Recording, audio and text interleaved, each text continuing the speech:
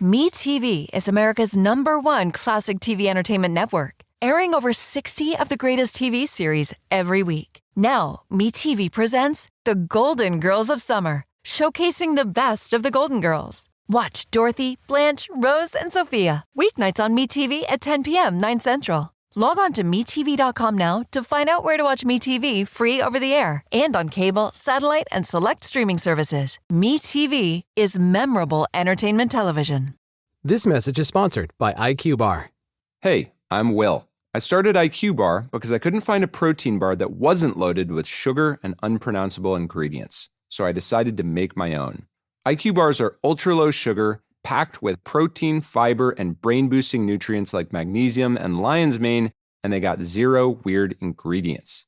And if you've been meaning to try them, now is a great time because right now you can get 20% off all IQ Bar products plus free shipping when you visit iqbar.com and enter promo code BAR20.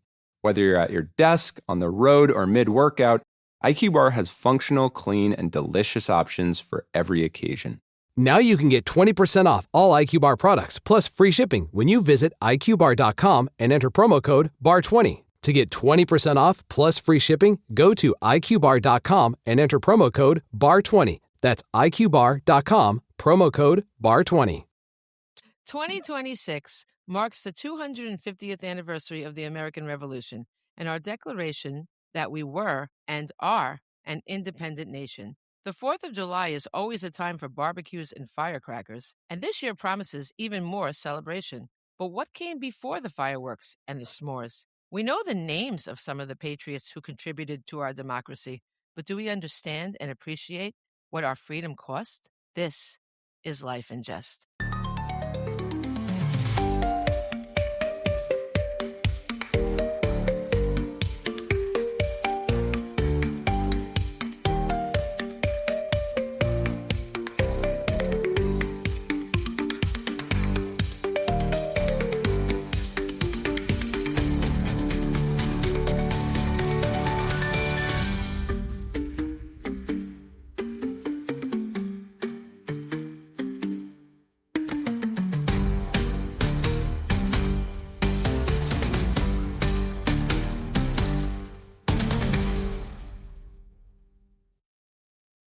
Welcome to our episode, and I have here a friend of mine and an author that is also with Calkins Creek, which is the American history imprint for Astra books for young readers. And it's Beth Anderson. I'm delighted to have her because she has so many beautiful books, and in particular, some very poignant ones about the American Revolution. So, Beth, would you like to give us a little introduction about yourself? Thank you. Thanks for inviting me. I love history now, but I didn't love history as a kid.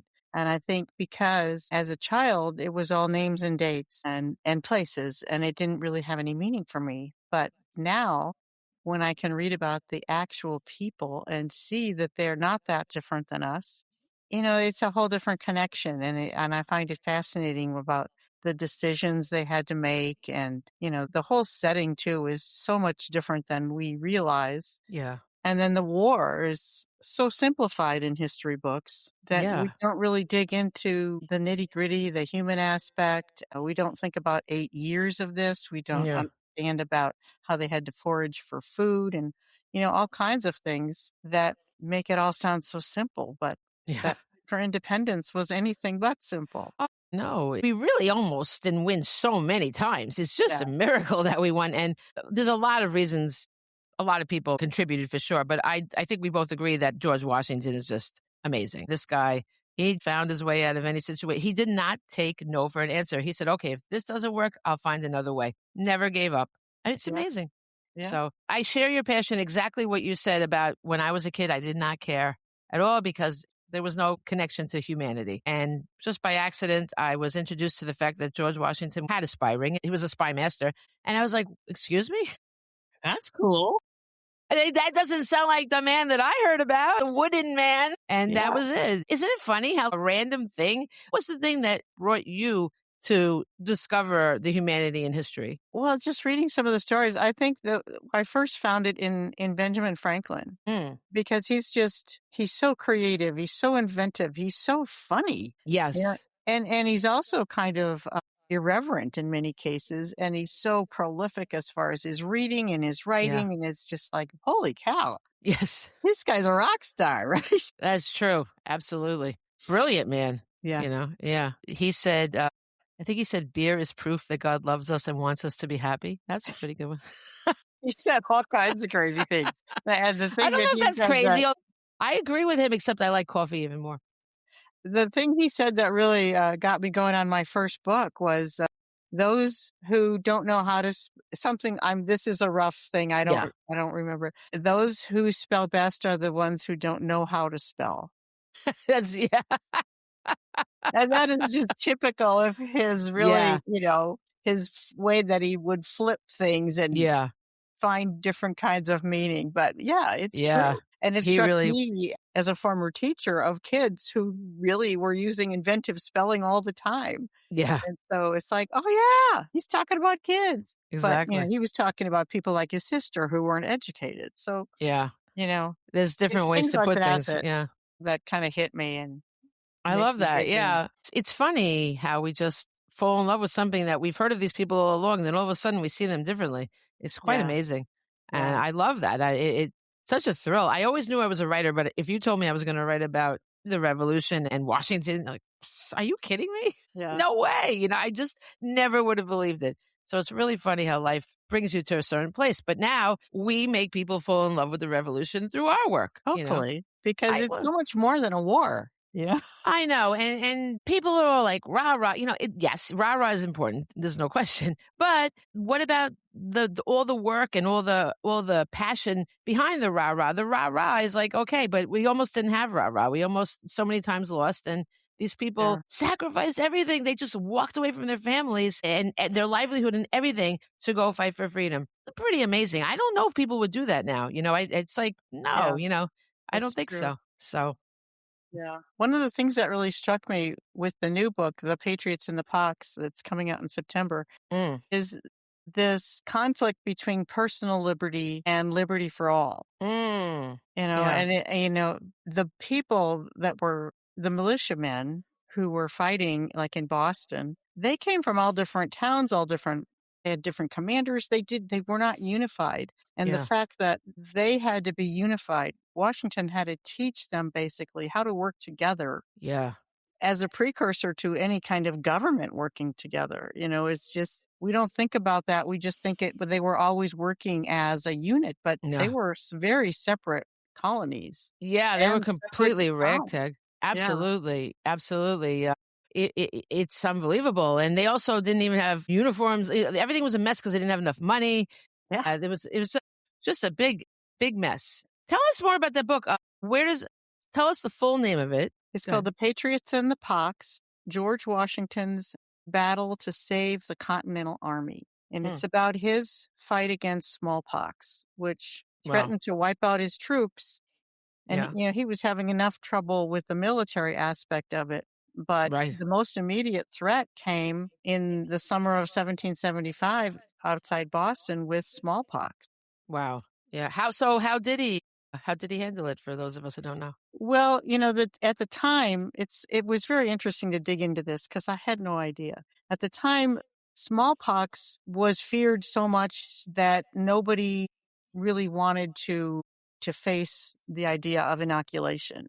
People knew about inoculation, and the British were using inoculation, but it was also endemic in Britain and all over Europe because it was there since childhood. And so anybody who got it as a child was immune. But the colonies had all these very separate kind of towns and communities, and they didn't interact. And so if they just stayed away from each other, that was enough to take care of it. And so when it came down to the war, when all the paths were intersecting and there were patterns of travel and communication and everything that there never were before, it was pulling together people from different regions with, in different diseases and just all kinds of things. So basically quarantine was the only way they dealt with it at first. Wow. And Washington was having trouble with that because they were not obedient and disciplined troops. Sure. Yeah. They thought, and this is where the liberty idea comes.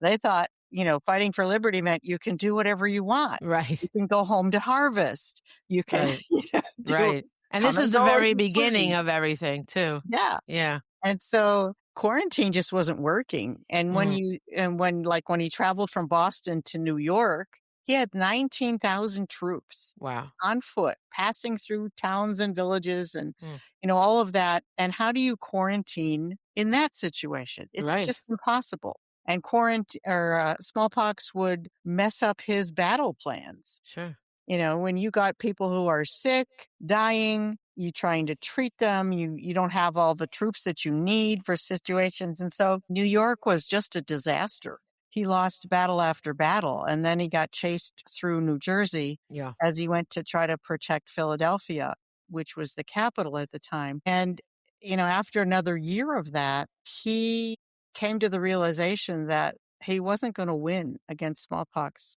with quarantine. He would have to do something more desperate. And the only thing they had was the inoculation. But the problem was that inoculation made the person who's inoculated mildly sick, but full-blown contagious. Right. Right. So And they knew that at the time. They knew it? they knew. Okay. And if you got inoculated and you didn't quarantine, you could wipe out the rest of the army. Oh my gosh. So he had Where to have was a he? plan. What year is this now when he's doing this, and where was he? What kind of changed everything, I think, is Trenton. And Trenton is a really easy or really interesting spot to look at him and the decisions he's making. And he finally gets a victory there, but Right. he's That's after he crossed the Delaware famously. he's also facing the end of the year when enlistments end. And so Right. most of his troops were due to go home. Wow. And if he lost his troops, there was no way they Yeah. could win anymore. They would be done. Right. And so in January and February 1777, he was agonizing for weeks. And he kind of vacillated back and forth a few times. He said, well, okay, we're going to inoculate. And then he said, oh, no, we can't do it. And then he went back to it because he just said, there's no way to win against this disease except this. And we have to figure out a way to make it work, to inoculate, to quarantine, let them recover, and then, bring them into the troops and to the training, into the army. So it was a horrendous idea of really mass inoculation that had never been done. And back then with inoculation, what did they use to inoculate? They didn't have the kind of stuff we have. They used the pus from someone else's puses. Wow. Oh my God. Well, that is, It's nasty. What is the thing that they say? That's a live vaccine. Yes, it is a live vaccine. And that is exactly why it was so dangerous. Because it could spread. And he witnessed what happened with his troops in Canada. And I wasn't even aware of the battles in Canada before this research started. But in Quebec and Montreal, the smallpox hit big time. And the men were terrified. And so many of them deserted. Yeah. So then, of course, they've been exposed to it and they're carrying it with them across the countryside to their families. Wow. Running back home. Some of them tried self-inoculation because they were scared to death of this disease. Well, then everybody around them was exposed to the full-blown disease. So all the chaos and death and sickness didn't bode well. And so when you don't have disciplined troops, Washington saw the disaster. Yeah. Well, he did have that problem throughout the war, really, with the discipline. Yeah. Because, I think it was also the direness of the situation. It wasn't like they had time to have military training and all the things that they have now where that you can sort of, it was just like this, boom, we're doing this. And whoever's here is here. It really did. It plagued him through the whole war, the idea of desertion. But this is a fascinating thing because you hear about smallpox, you hear little mentions. This is so typical of the way we talk about the war. Yes. In a book. Yeah. Yes, there was smallpox. But it's amazing that's kind of reminds me of how we talk about, what was the thing we just had? What was the disease? COVID. That's it. See, now it's just like COVID, but meanwhile, it was it was complete devastation. It was Yes. so horrible. And now Yeah. it's like, oh, COVID. But I think I'm trying to forget it. But as we all probably would, but you can't. I mean, it's Yeah. very important to have but imagine what we have modern medicine and they had the pus. I mean, that Yeah. is so brave of him to even, I don't even know. It's amazing that did not stop the whole army right then and there. It's just amazing, you know? Yeah, I think it probably took more courage to do the mass inoculation than to go into a military battle. I Yeah. mean, you can't really see your enemy with smallpox. It's this Yeah. invisible thing, and by the time you see what's happening, it's too late because Yeah. everybody's been exposed. Right. And the first time he tried it, there were holes in the plan, and Mm. so when they went to Valley Forge the next winter, he found that he still had 3 to 4,000 troops that were not immune. Wow. Wait, how did he know if they were immune? Well, of course you could ask them, but a lot of them had scars. Okay. He Okay. had scars because he had it as a teenager. Okay. Yeah. Sometimes you see those pictures of Washington with the little tiny dots on his Yeah. cheeks. So if you had it as a kid, you were automatically, that's it, you were definitely immune? Okay. Yeah. Like chicken pox, I guess, like that kind Yeah. of thing. Yeah. Interesting. It's amazing what they knew even though then. That always fascinates me how, how people learned to deal with all this stuff. Like it's quite fascinating. Yeah, there's a really interesting thing in there where I didn't get to go into it in the book. It's mentioned in back matter, but the knowledge and the practice of inoculation came from an enslaved man in Boston. Really?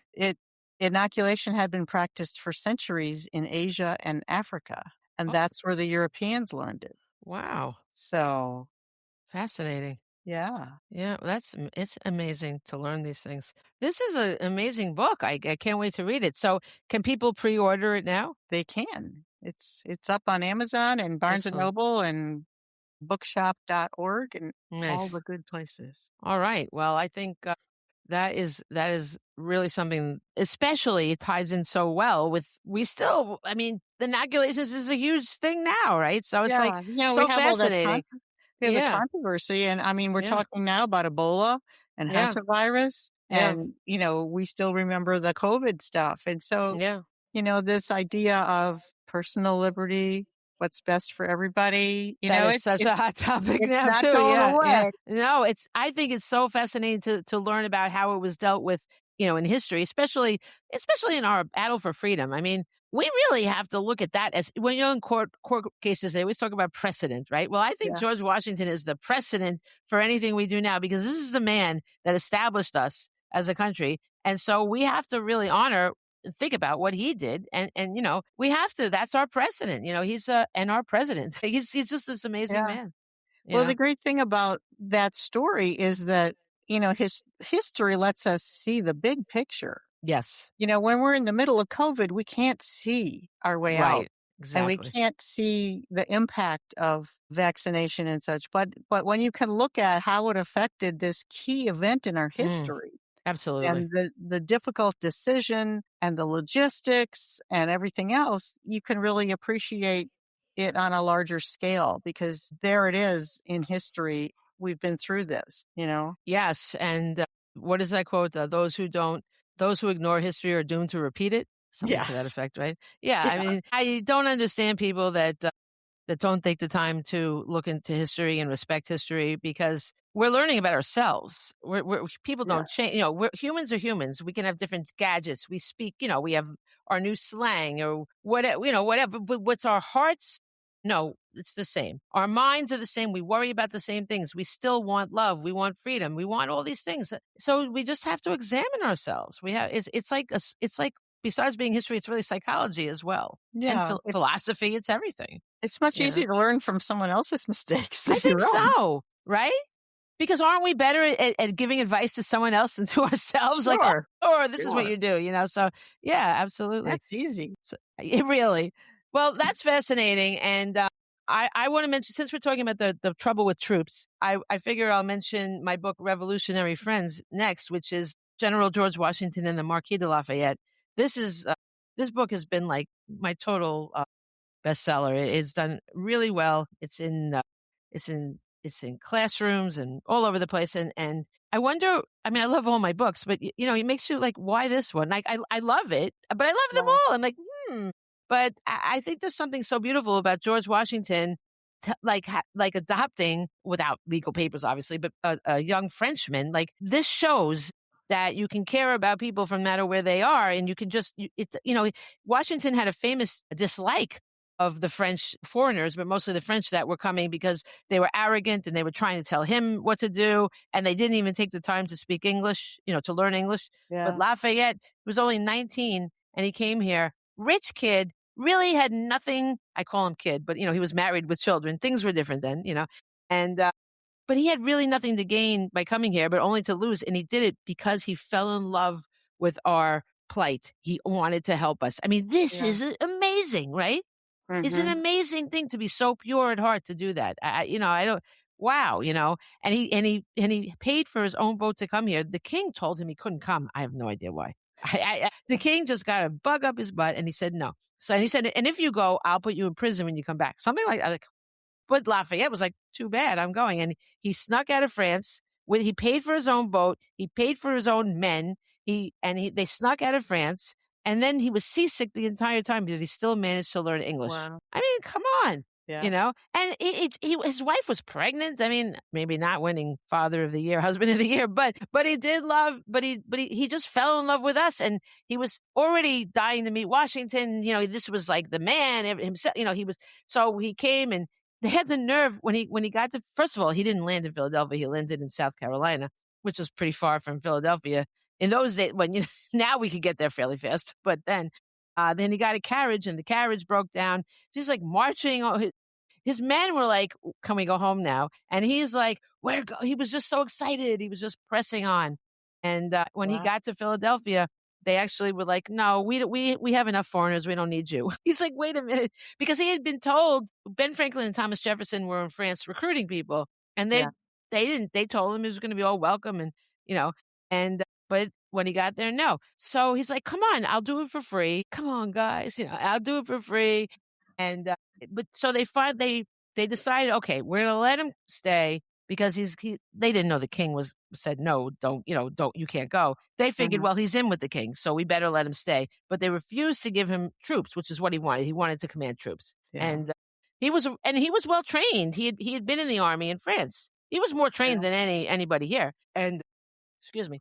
And anyway, he met Washington, and he thinks that it was spontaneous, that Washington really cared about him because he invited him to stay in his quarters. But I mean, I suspect that Washington knew that he had to be a diplomat with Lafayette. However, he was very happy to meet him because he was being yelled at by the Continental Congress. They were like, protect us, because they knew they were about to be attacked by the British. So, of course, if you're being yelled at by people and someone comes along and is all nice to you, you're going to gravitate toward that person.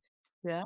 But he did. I mean, but Lafayette was the kind of guy that everybody liked. And Washington did. There's no question. He bonded with him. He told him. He sat him down and had a conversation. Congress refused to give him troops, but he said, "I want you to think of me as your father." I mean, this is beautiful, right?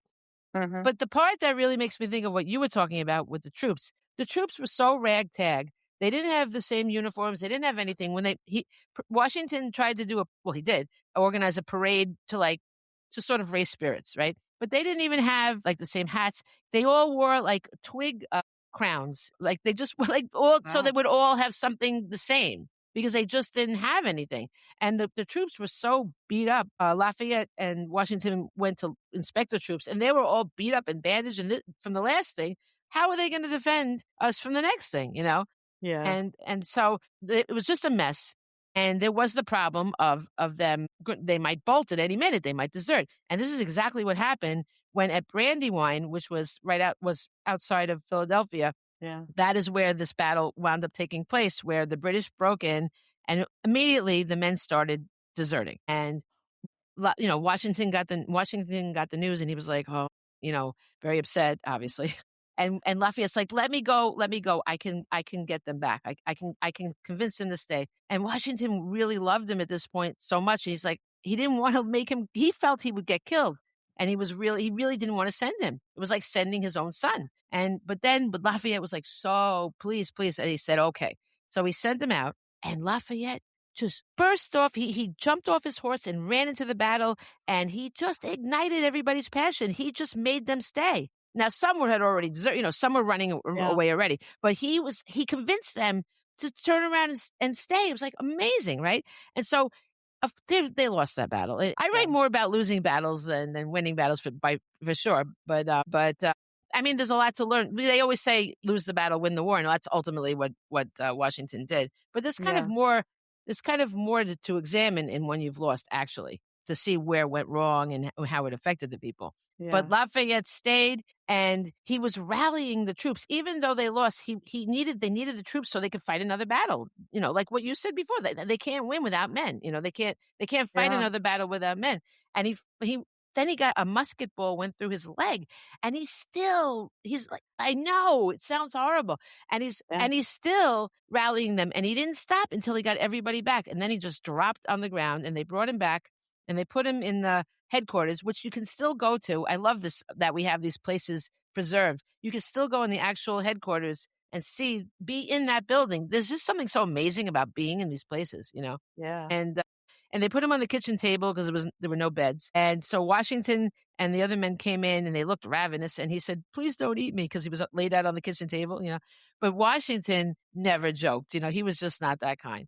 And he told his he saw how gravely Lafayette was injured, and he told his doctor, "Treat him as my son, for I love him the same." And I just that scene is what made me want to write this. I fell in love with that, his public declaration of love.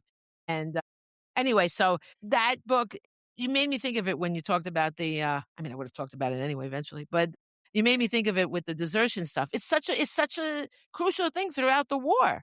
He was always trying to deal with the fact that these men, you can't blame them for being scared. You can't blame them for worrying about themselves, but they also took an oath to defend, so it's hard. It's a hard thing to, it's hard, but this is a major thing. Yeah. Without the formal government who's raising taxes and paying for all the good things they need, like their supplies and their weapons and their uniforms and all that, there's not a lot holding them together.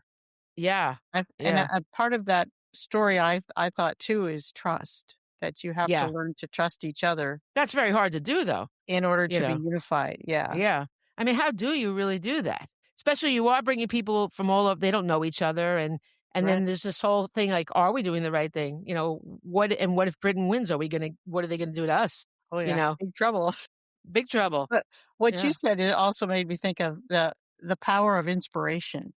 Because like that, and I had to cut this from the book but I still love these pieces. There was that moment when they were in New York, when the Declaration of Independence came out and Washington had it read to his troops. That's a really cool moment. And then right before they go to Trenton, Thomas Paine is there, and he's reading his famous words. Wow. Yeah. And that's very cool. It rallied the troops, and they went in there with everything they had. I love that. Oh, you had to cut those out? Yeah. Oh. Isn't it horrible what we have to cut out? It's terrible. So sad. Yeah. I know. But put it on your website. Let people know. You have to let people know. Be in a blog post. Absolutely. It's important because I can see it's true that things have to go. I think that's the hardest part of writing these, is what to leave out. It really is. Yeah. But there's so we much have to do it. When you research, you just find so many fascinating things. Yeah. Yeah. But also there's a limit in the amount of pages and everything, and it has to all flow together. So it's unfortunate, but we have to kill our darlings, as they say. Yes, we do. But tell me about the Prudence Wright, because that's an interesting. I learned about her too. I wrote a book called what was it called? It was for Scholastic, Our Founding Mothers, something like that. And and she was one of the people in it. So I did learn the story, but it's fascinating because this is something I never learned about her in school at all. So yeah, why don't very you tell few us? people have ever heard of her. And this is the book, Revolutionary Prudence Wright, leading the Minutewomen in the Fight for Independence. But she lived in Pepperell, Massachusetts, and she was kind of feisty from the start. Her father would take her hunting with him, and she was an excellent student, and she would challenge the boys in school. So she was a feisty, independent spirit from the start. But then when, the British started doing their Townshend Acts and, all of the Yeah. She pretty much led the boycotts. And I love her story. That was a hard one. And because there are three slightly different versions from various grandmothers Mm. of these characters. And it's kind of interesting to see how it changes Yeah. depending on who's telling the story. Wow. This podcast is sponsored by Talkspace. Last year, I went through many different life changes. I needed to take a pause and examine how I was feeling in the inside to better show up for the ones who need me to be my best version of myself. When you're navigating life's changes, Talkspace can help. Talkspace is the #1 rated online therapy, bringing you professional support from licensed therapists and psychiatry providers that you can access anytime, anywhere. Living a busy life, navigating a long-distance relationship, becoming a first-step father, Talkspace made all of those journeys possible. I could speak with my therapist in the office. I could speak with my therapist in the comfort of my home. I was never alone. Talkspace works with most major insurers, and most insured members have a $0 copay. No insurance, no problem. Now get $80 off your first month with promo code SPACE80 when you go to Talkspace.com. Match with a licensed therapist today at Talkspace.com. Save $80 with code SPACE80 at Talkspace.com. This message is sponsored by IQ Bar. Hey, I'm Will. I started IQ Bar because I couldn't find a protein bar that wasn't loaded with sugar and unpronounceable ingredients. So I decided to make my own. IQ bars are ultra-low sugar, packed with protein, fiber, and brain-boosting nutrients like magnesium and lion's mane, and they got 0 weird ingredients. And if you've been meaning to try them, now is a great time because right now you can get 20% off all IQ Bar products plus free shipping when you visit iqbar.com and enter promo code BAR20. Whether you're at your desk, on the road, or mid-workout, IQ Bar has functional, clean, and delicious options for every occasion. Now you can get 20% off all IQ Bar products plus free shipping when you visit iqbar.com and enter promo code BAR20. To get 20% off plus free shipping, go to iqbar.com and enter promo code BAR20. That's iqbar.com, promo code BAR20.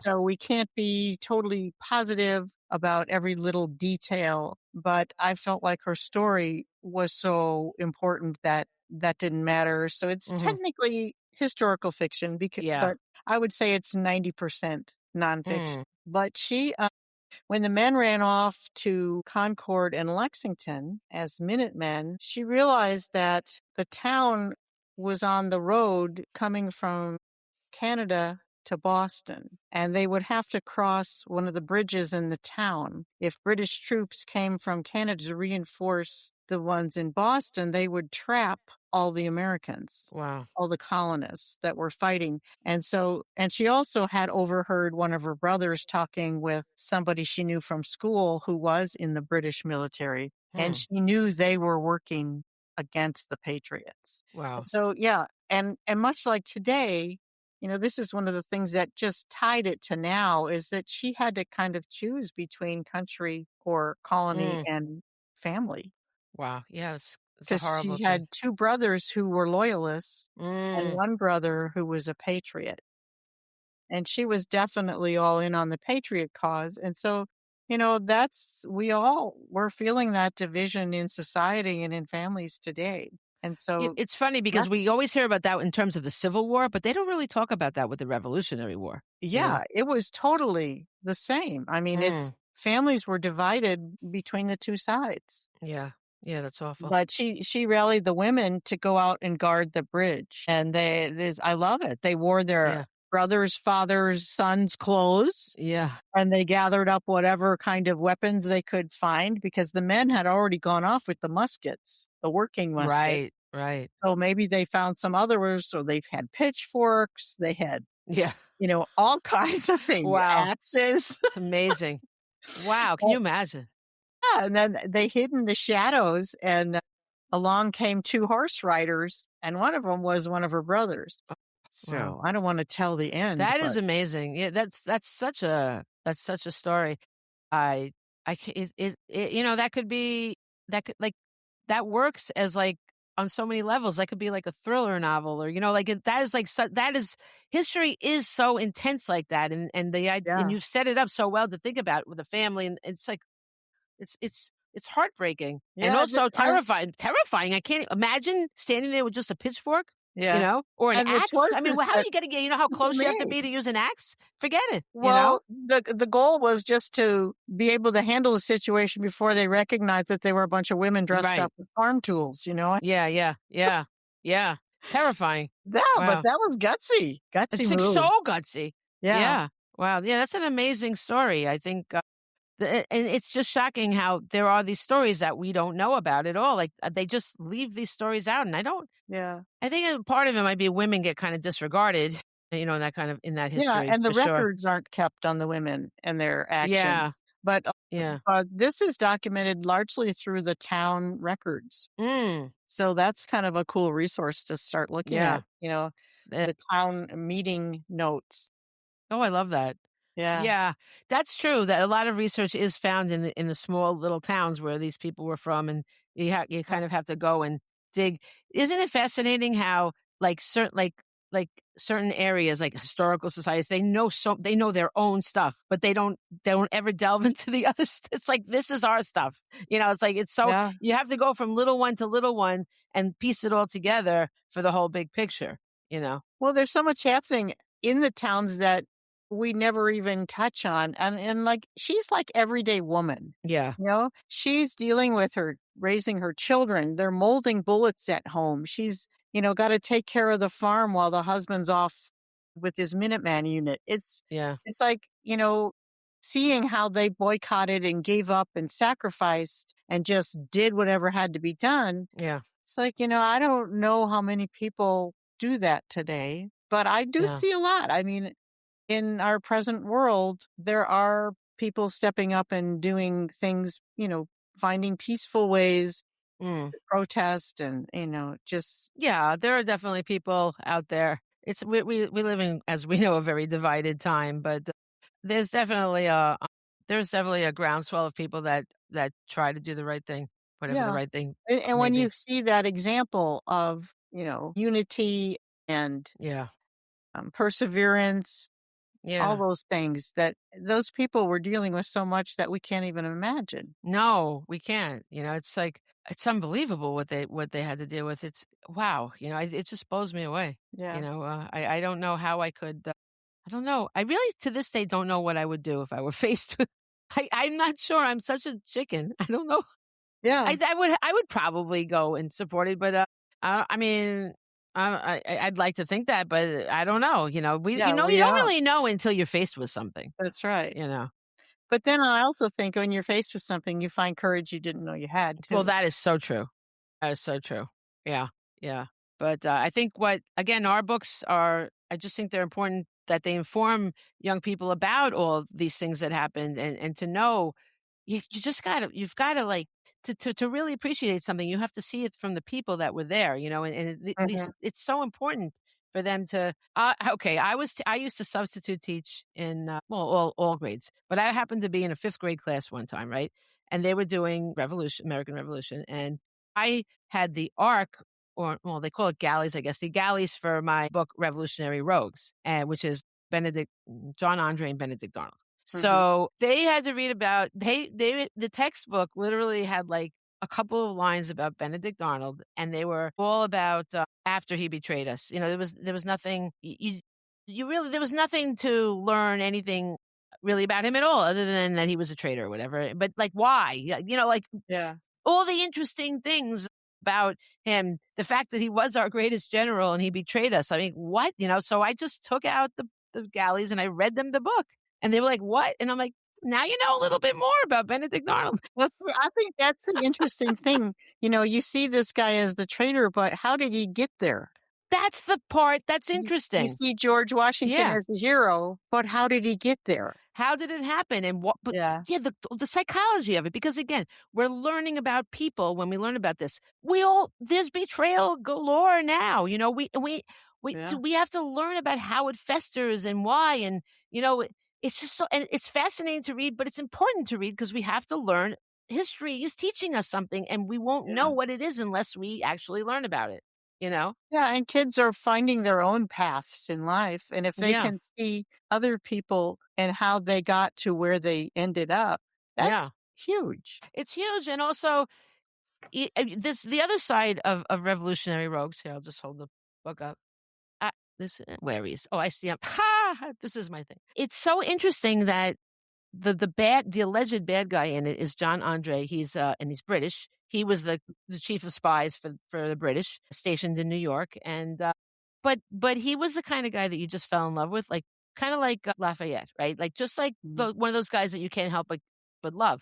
And even I had written a book about a guy named Benjamin Talmadge, who was he was he was the one that organized the Culper spy ring for Washington, and I wrote my first book. It's called By the Sword. It just recently went out of print, which it makes me sad, but it had a great run, and I want to put it out in some form again. But I wound up I actually have a new book called Freedom's Cost, which is about Benjamin Talmadge. Like, and it covers By the Sword, not exactly, but it covers the Battle of Long Island through what happens with John Andre and Benedict Arnold.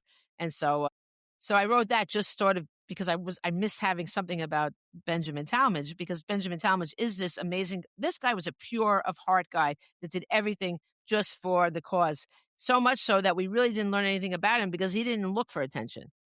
So, and he was there at the Battle of Long Island and almost got killed and returned to save his horse. I mean, seriously, he returned to save his horse. And Benedict Arnold, when he was in Canada and they lost and he couldn't take his horse with him, he shot his horse. Okay. You can learn a lot about a person by how they treat animals. Save your horse, shoot your horse. Now you know all you need to know about those two guys, right? Yeah. So Benjamin Talmadge never liked Arnold. He just had this feeling about him. He didn't know why even, but he just had this gut feeling. And so when he found a guy who was turned out to be John Andre, was found with the papers, with the plans for West Point in his boot, right? And he was caught by these guys that were really highway robbers. They were robbing him, and they realized he was a spy, and they turned him in for the money. They really didn't care. They would have sold out to the highest person. And Benjamin Talmadge pointed that out. He's like, these guys are not really heroes. They just happen to have found a better way to make more money. They would have just taken all his stuff, Yeah. And which it's all about what makes you a hero and who is good and who is bad. I love learning about that, Yeah. And but Talmadge, they said, they caught this guy. We caught the guy with the papers to West Point, and he had a pass that was John Anderson. His name was John Anderson, and he had a pass from Benedict Arnold to pass because he was passing through no man's land, which is a very dangerous place to go through. It's a long story about how he wound up there, but basically Arnold kind of forced him to put on the disguise and go. Because he wanted money. He wanted to get paid by the British, and he didn't care if it was going to be dangerous for John Andre. So Andre was, and if you take off your uniform and you put on a disguise, then you're a spy instead of an officer. And spies are hanged. And he wouldn't have been put to death. There was no danger of being put to death if he didn't take off his uniform. But Arnold wanted him to make it there, so he thought the better chance was him to put on the disguise. So Arnold didn't really care about anybody. But anyway, so Andre got caught. And so he had the pass, and and Talmadge knew that Arnold had mentioned, if I know you patrol the area, if you see John Anderson, let him go by, right? He'd said that to Talmadge, right? So Talmadge's like, he has a pass from Benedict Arnold, and Benedict Arnold told me that name. Maybe Arnold's involved in this. They're like, oh, no, not our commander. No. So they were sending Andre back to Arnold, but so Talmadge was like, I don't think. He has the commander. He convinced the commander to call back Andre. So they got Andre back. However, a letter telling Arnold what happened continued. They let that go. Because they felt like they were getting in trouble if they didn't keep the commander informed. Because that letter got there, he got away. He escaped. And I mean, it's just ridiculous, right? Because nobody could imagine that this man betrayed them, because he was like beloved. He was like the top guy, Yeah. And when Washington, and also what he was going to do, he was not only going to give the fort. This was our major fort, West Point. Really, really would have probably made us lose the war. And it was like our crown jewel, I guess you would call it. Yeah. But he was also going to turn over Washington. He was telling them a day that Washington was going to be there, so they would have captured. This is a man who loved him, and it was just total betrayal. And so when Washington found out, this is what made me fall in love with Lafayette, or at least want to know about Lafayette. Okay, because when you do your research, there's like random people that come in and out of the research, right? It's like, why? And I thought it was like weird that this French guy was just around and no one was really saying what was going on, you know? Like, how did he just like wind up here? But what happened was when Washington found out that he had been betrayed by Arnold, he just sank onto the couch in despair. And Hamilton said, someone has to get Lafayette. Only Lafayette can comfort Washington. I'm like, why is this French guy the only guy that can comfort Washington? And it made me do the research for Revolutionary Friends. Yeah. But Andre, meanwhile, Benjamin Talmadge, his brother, had died during the Battle of Long Island. Okay. And his friend Nathan Hale had gone. He's our most famous failed spy, right? He'd gone. Yeah. It was a huge mistake to send a stranger into a place as a spy, because he sent him into New York, but it wasn't like now in New York. It was like everybody noticed that this guy, plus he had flaming red hair. It's not the best look for a spy, right? And they didn't have Clairol to dye his hair at the time. So Washington learned you have to use people that are there. And that's how he wound up with the Cobra spy ring, using people that were in to talk it, But so Nathan Hale was hanged. And he was Benjamin Talmadge's best friend from Yale. They went to Yale together. Yeah. So Talmadge was changed by this, and he was a very pure of a heart guy, but he was seeking revenge the whole time. He was seeking to avenge his friend's death. So he taunted when he got Andre. He was given charge of Andre, and he was guarding him. And not guarding him, but he was there, questioning him. And he said, "You're a spy." And Andre's like, "No, I'm the commander." He goes, "No, you had a disguise on. You're a spy, and you're gonna die." Like, he taunted him, right? And he was so happy to finally get this. But then, as the days went on, he spent every day talking to Andre. And he said he never felt so attached to a human being as to Andre. They bonded so closely. It's so fascinating about the idea of someone's your so-called enemy really being this amazing person that would have been your best friend in a circumstance. And all the Americans felt that way. Hamilton wrote a pleading letter to Washington to spare Andre. He also became extremely attached to him. They all did. And it was unfortunately, we talk a lot about Washington's good moments. This was a bad moment, because he was offered the chance to have every American prisoner of war returned by the British in exchange just for giving back Andre. Now, that would have been a huge thing to have, right? But all he saw was his anger because he was betrayed by Arnold. He was so upset that Arnold had betrayed him because he just treasured Arnold, But it's also a warning to the others. Yes. I usually defend Washington for everything except slavery, but I can't forgive him for this because I think it was the wrong thing to do. Andre was technically a spy, but he really was a good guy, let him go back, He got caught up in the whole thing. He shouldn't have been doing this at all. There's a lot to him. And the book tells both sides, It follows Andre and Arnold back and forth. And so he was sentenced to die. And Washington could have stopped it, but he didn't. And when he's walking with Talmadge is losing his mind over it. He's so upset. And he's thinking about the horror of getting what you wish for, right? Be careful what you wish. It's so ironic that you're searching for this revenge. When you get it, it's another tragedy. When Andre was hanged, everybody in the audience was crying. And Talmadge said it felt as though his heart couldn't support it. Talmadge wrote, by the way, a beautiful memoir. If anyone wants to read an amazing memoir from the war, it's the memoir of Colonel Benjamin Talmadge. I highly recommend it. That's where I've gotten a lot of information from. Anyways, I don't know what to say except we don't know people just by what we call them. We call them a traitor. We call them a hero. What are these people? And the other interesting thing about Benedict Arnold is he's so famous because he betrayed us. Would we even be talking about him if he hadn't? We talk about General Knox because of Fort Knox, right? But do we really talk about the great generals? No, we talk about the traitors, except Washington, of course. It's crazy, right? So that's unsavory characters. That's it. Yes. I think it's funny what history tells the most about. They tell so much about these bad guys. Arnold was like the real life Darth Vader, Yet we don't hear about these unsung heroes so much. People that weren't even enlisted, like Prudence Wright, that did this amazing thing. These people are just not talked about. But yes, I love that story because there's so much humanity to unpack in it. There's so much. Tell us about Cloaked in Courage. It's the story of Deborah Sampson. And she's not well known, but more people have heard of Deborah Sampson. Yes. There have been some books about her, but they're all really highly fictionalized. because she is kind of a real mystery Mm-hmm. from history. Yes, I love that. Because her time as a soldier is based on a lie.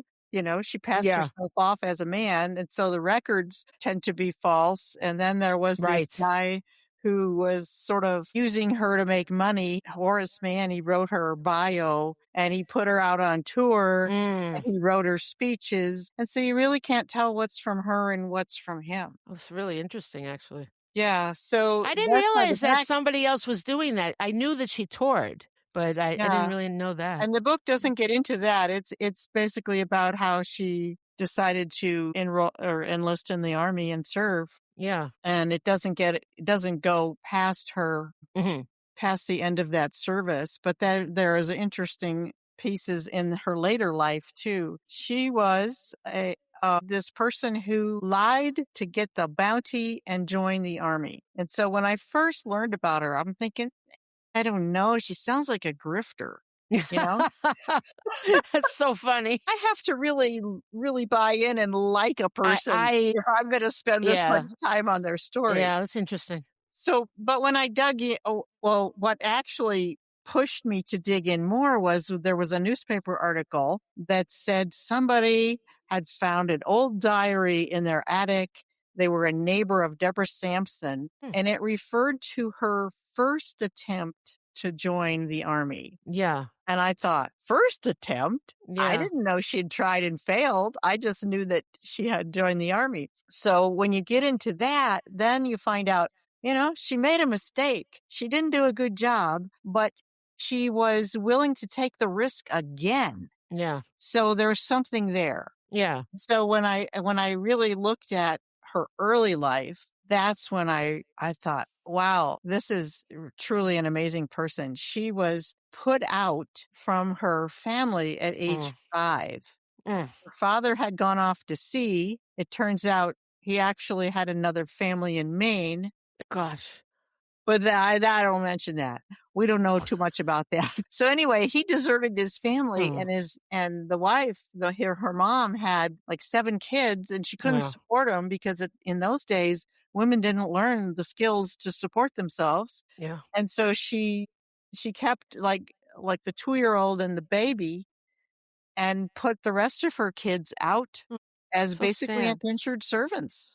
Yeah. And so she started with an elderly aunt and was her servant for a couple of years. And then she served a widow of a preacher. And then she ended up with a family full of boys. But, the aunt and that widow of the preacher actually took the time to teach her how to read and write. And that was key to her future. And then when she was living with the Thomas family and there was just these whole bunch of wild boys, she sort of experienced more of the men's work, the boys' work, and she would stay up at night and use their school books, and she educated herself. Wow. And so if you look at what she was probably reading, there weren't that many books at the time. So you figure everybody was reading Robinson Crusoe, there's a story of adventure. Yeah. And they were reading about Hannah Snell, the woman who dressed as a man and served on a British ship. Oh, so that's probably where she got inspired. Pirate. And then there was the story of Joan of Arc, who also posed as a male to lead that rebellion or whatever it was. So turns out there's this time where these people had been reading books about warrior women for years, decades. And there were also ballads and there were poems. And so this was part of the culture. Right. It wasn't some really obscure idea that she came up with. Yeah. But at the same time, she could have been jailed and fined for acting as a man, for wearing the man's clothes. Yeah. So she was taking a huge risk. Yeah. And she decided she wanted her independence when, she turned 18 and she got her freedom. Instead of marrying, she chose to go off on her own. And she worked for a while for some different families. She wove cloths. There's some stories that say she wove the clothes that she used to dress as the man, but we don't know for sure. There's also a story that says she took the clothes from some family she was working for. Yeah. But anyway, she signs up as somebody and then she gets caught. They come back and they take the money back, and she's humiliated. The church elders are coming to scold her Yeah. and then, in a small town at that time, when that happens to you, you're done.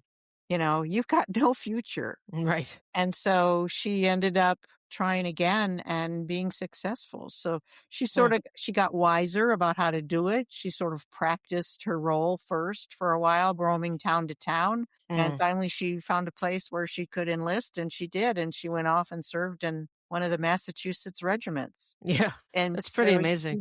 what really fascinated me about the story is all those skills and actual physical strength and all of those things from her childhood were the building blocks that allowed her to pass herself off as a man, because she'd done men's work. Yeah. She was tall. So she had all those experiences that fed into this choice that she made. That's interesting. It's almost like her destiny, because she had all that experience. It's like, you pull from your experiences and they build you into the person you become. That reminds me of, weirdly, it reminds me of Slumdog Millionaire, because remember, did you see that? The kid, he's winning that, and they're like, how did you know? And he had all these experiences that led up to these answers. It's kind of interesting how fate brings you to places. And, when you look back at your own life, you can see the various building blocks that kind of took you to where you are. That's right. And some of them were pretty unpleasant. Yeah. And it's interesting because she served in the end of the war, when the major battles were over, but there were skirmishes all the time in New York along the Hudson. And she was posted up by West Point. So she got in real battles. And she was wounded, right? I mean, that's there's discrepancy in her story about where exactly the musket balls hit her, but there's all the evidence points to one in the thigh, and she tried to dig it out with a knife. Can you imagine? And she couldn't get it out, and she ended up with a limp the rest of her life. Yeah. And there's also evidence that she got hit in the shoulder. Yeah. That's crazy. I can't even imagine. She pulled off the role. Nobody knew. Yeah. And one of the things I loved was that she hid behind excellence. When you do your job so well, no one questions you. That's right? the truth. That's the truth. Isn't that's an interesting way to think of it? Yeah. And she volunteered for things all the time because she didn't want to get stuck, with the men sitting around playing cards or drinking. That's funny. Because they would have a chance to know her more closely. Yeah. And so, she volunteered for everything, to build the cabins, and then so she was recognized for that. And she got assigned to the commander's household. Oh my gosh. Like, whoa, I'm not sure I want to go there. Right. That's so crazy. It's kind of be careful what you wish for again. Yeah. Yeah. So she was serving the officers dinner and stuff. Wow. Yeah. And it never occurred to them. Yeah. But in a way, isn't it true that those people are sort of always invisible, the people that are serving and this and that, it's interesting. Yeah. It's a fascinating story. Yeah. So what do you think about her, though? Do you find that you like her, having written this? Oh, yes. Once I started to learn about why she did what she did, total respect, and admiration for someone with such courage and determination. Yeah. Because that can't have been easy. No. 17 months trying to hide your identity. Yeah, and you can't confide in anybody, I mean, you're all alone. You're among people, but you can't, but yet you're alone. Yeah. And then, people would say, well, how could she pull that off? What about going to the bathroom? What about sleeping in the cabins? What about, and the cabins were one thing, or the buildings at the camps, because they were like, I don't know, they housed 16 people in a small cabin. Yeah. And so that was her most dangerous moments was that. But, the shirts that they wore were long. Yeah. They often used the bathroom, went to the bathroom in the woods. Yeah. So that's what she would do. They never took showers. They never changed their clothes. No. It was a pretty smelly place. Yeah. Yeah. So, That's true. It goes to show you, because the habits of people during a war, like is totally different than what we're used to. So I often stop and try to think about, how do people in any of these books, like, how did they do this? And it's like, blows your mind, but it's just like moment by moment. they just went with it. And it is amazing that she was able to pull that off. But on the other hand, having had such a hard childhood, this was probably nothing compared to that, honestly. It sounds horrible to be 5 and being put out and having all this happen to you. I mean, she's a different person than we could ever be. It was horrible, but it also made her much stronger too. She was alone all that time too, so. Basically, yeah. Yeah. That broke my heart when hearing that part of her. Books really saved her. Yeah. And the way she educated herself. When I read that story to kids and mention that she was put out to be a servant at 5 years old, there's like an audible gasp. Yeah. I know. Can you imagine? I mean, of course. You just can't imagine that now. No. Oh, I'm telling you, it's a crazy thing. But I don't know. That's why I think it's so important to read these stories. I'm not just saying because we wrote them. I mean, I just admire history so much now. And I feel like, when people like converted, like they're born again, that's how I feel about history. It's like, oh, you must read this. You must. I want to proselytize, come on, I'm going to go door to door with the books, instead of like going with the pamphlets, like, no, read these books. Oh my God. My son once went out. He was little. He's like, I will sell your books for you. I'm like, all right, whatever. He went door to door. He sold books. I'm like, oh my God, maybe I have something here. Yeah. Because who's going to turn down the little kid? You know what I mean? It's kind of funny. And Deborah Sampson, when she got an honorable discharge, they did not prosecute her or, that's, she was not in trouble because she earned the respect of all the men she served with and all of the officers. That is pretty amazing. Yeah. That because it could have gone really horribly for her. Yeah. Absolutely. Yeah. Wow. Yeah, she's a really interesting person. I didn't know I knew she had done the tour stuff afterwards, but I didn't know somebody put her up to it. I didn't really understand that part. Yeah, he was writing her bio, and he made up stuff and put in there. I knew that, but I didn't know somebody else did that. I thought she did that. Okay. Well, it looks like he did it. He was trying to make her into the person that would sell books. I believe you. I mean, honestly, my research, when I wrote this book, I had a deadline. It wasn't like I delved so, I did what I needed to do to write the book. But well, it just becomes that you can't believe anything in that book. Right. Because you don't know who said what. And it's even got her serving at Yorktown. Well, she wasn't even enlisted at that point. Yeah, right. So they were trying to make her into a hero in a different way. I mean, she was hero enough, don't you think? I don't understand why they have to embellish that kind of stuff. It's true. I never have understood that. That reminds me of the show Turn, but they did a show about Washington spies. Yeah. Well, okay, I'm a purist, okay? I can't handle it because they put things in that are not true. Right. They had the woman that did the woman that did supposedly she hung her petticoats, but that's not, you can't prove that at all. Okay. No one can prove that. And they had her having an affair with one of the spies. Now that, she's a married woman. Why would you do that? There's absolutely no evidence of that. How could you just besmirch somebody that is, this is a real person say I think she was somehow involved with the ring, but there's no evidence except there's a mention of her in a letter. I'll be at her house. Well, I understand it's for drama's sake, and you have to understand it's historical fiction. Nah, but isn't it exciting enough? enough? There's a lot of fact in it, though. There is a lot of fact, but we have enough fact in there that I don't think we need. Why does sex always have to come into everything? I don't get it. Oh, Hamilton, don't even get me started about Hamilton. I mean, the Battle of Yorktown. He made Lafayette like a laughing stock, like a little joke. He was like the little joke in the play. He's the joke that saved our country. He went back and got the King of France to join our war, and without the French, we couldn't have won, okay? So that's not a joke, okay? That's not a joke. And also, he was the one that cornered them.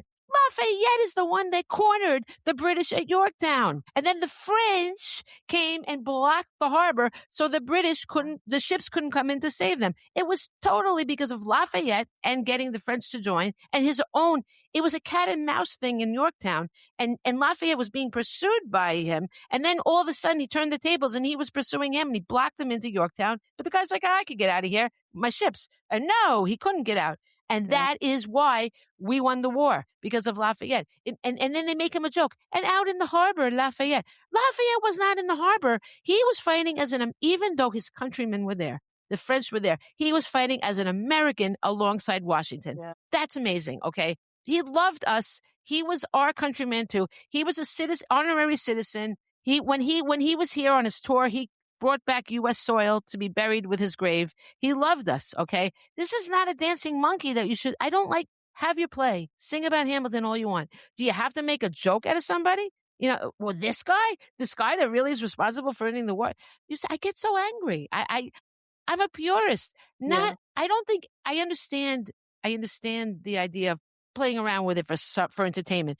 But come on, you don't have to mess with somebody that was like a hero and make them into a joke. That's how I feel. So Yeah, what I would say is that those kinds of things, especially the musical Hamilton, has gotten so many people of all ages interested in history. There's no question. And my books, when they put the details of I don't know which books, possibly all of them, they say fans of Hamilton will love this. And I'm not against Hamilton. I'm very glad that people are brought to the revolution and getting really excited. That's fine.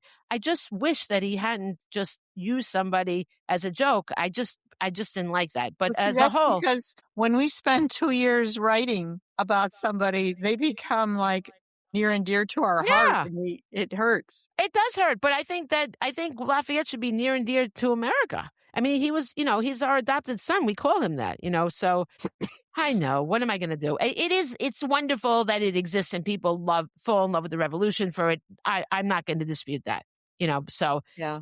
But I adore Lafayette. You really do fall in love with the people you write about but they deserve it, because these are real people. These are not characters we made up. There's a huge difference. I mean, we can love our characters we make up too, for sure. But I don't know. There's something about having an allegiance to this real person that we are now carrying the burden of their legacy. Right? We are sharing their legacy. It's a lot. You spend so much time getting into them as a person that you become attached. And I just feel responsible for setting the record straight about them, Mm-hmm.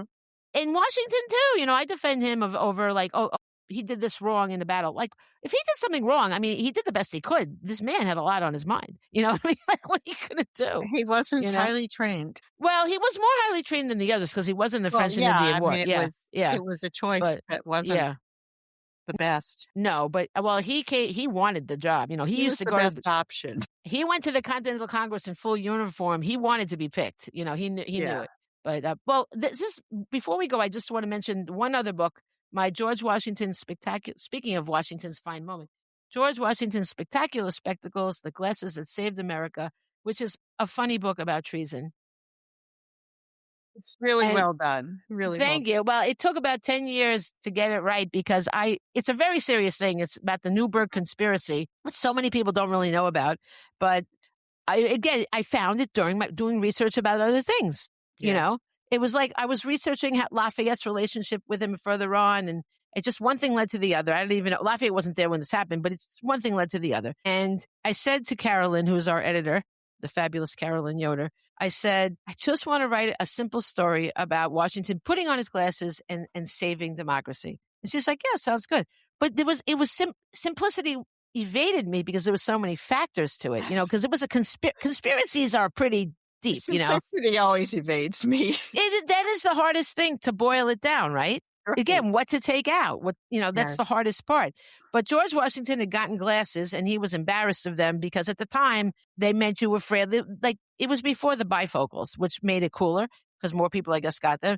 But he had them and they made him, he feared he would look weak and frail and he hid them. So nobody knew he had them. At the same time, now talking about troops deserting, okay, even then, it was the end of the war. The last battle had already been fought, and it was just the paperwork being done. The troops, they were all stuck there because the war was still on, right? So all the army, the enlisted men were all, sitting there, and they were filled with unrest, and there was so many mutinies, like always being planned, right? And so Washington would hear about them, and he had the leaders killed every time. That's basically what he did, like because you have to teach them a lesson, as we mentioned earlier, right? Yeah. And it sucks, but you have to show that if you're going to betray us, that it's not going to go well for you, So he was used to that, if you can be used to betrayal. But his own men, his officers, were plotting because they had not been paid in years, and they knew that once this treaty was signed, they wouldn't be needed anymore.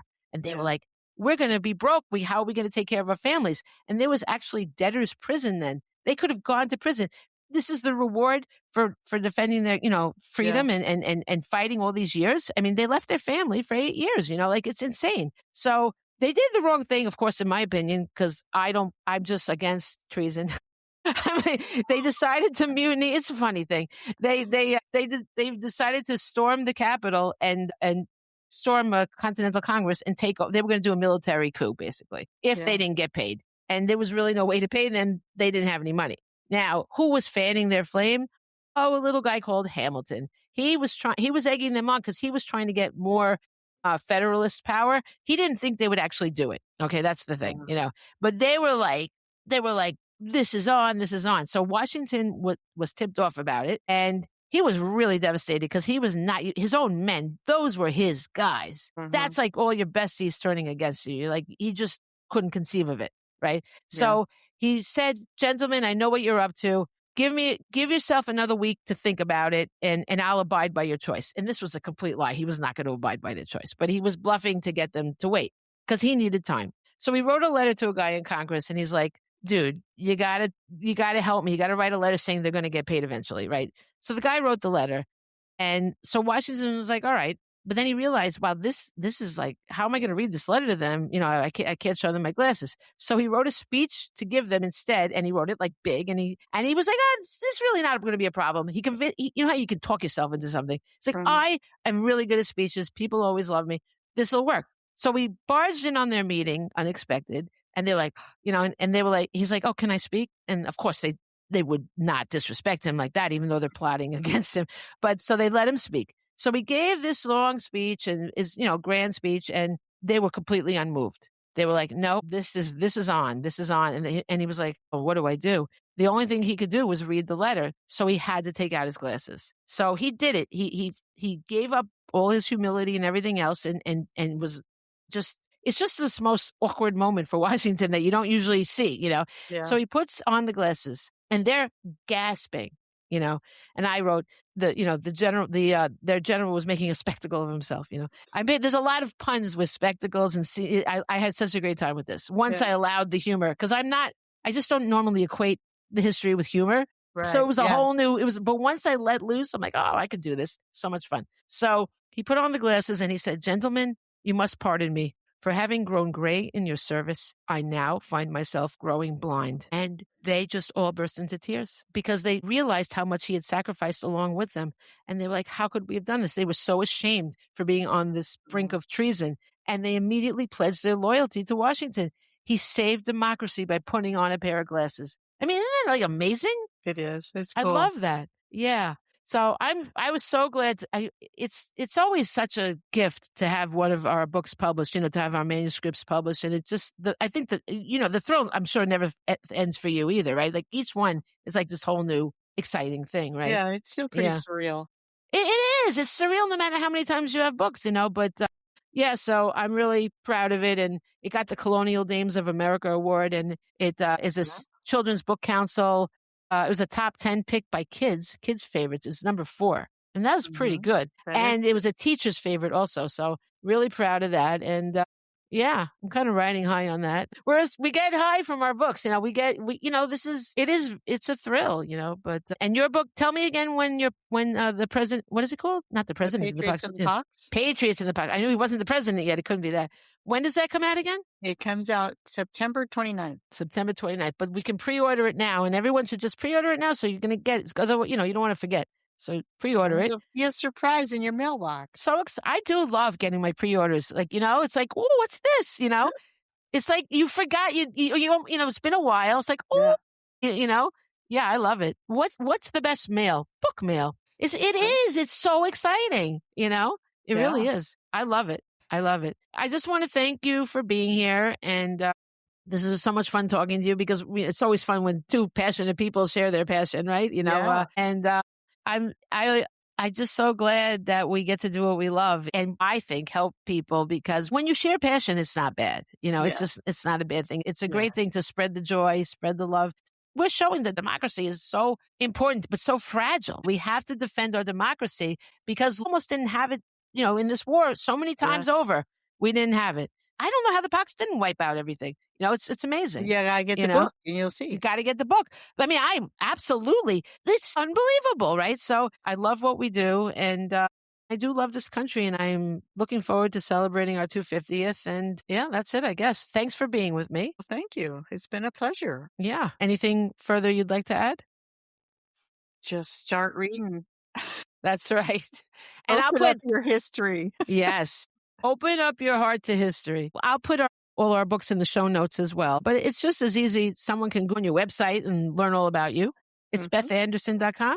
Yes. Oh, Right. BethAndersonWriter.com. Aha, bethandersonwriter.com. Because there's others with the same name. Yeah. And they can go on Amazon and get your books. These days, it's so easy to find people. I just love that. I really do. So there's so many things I love. All right, Beth. Well, thank you so much. And huzzah. Huzzah. Bye-bye.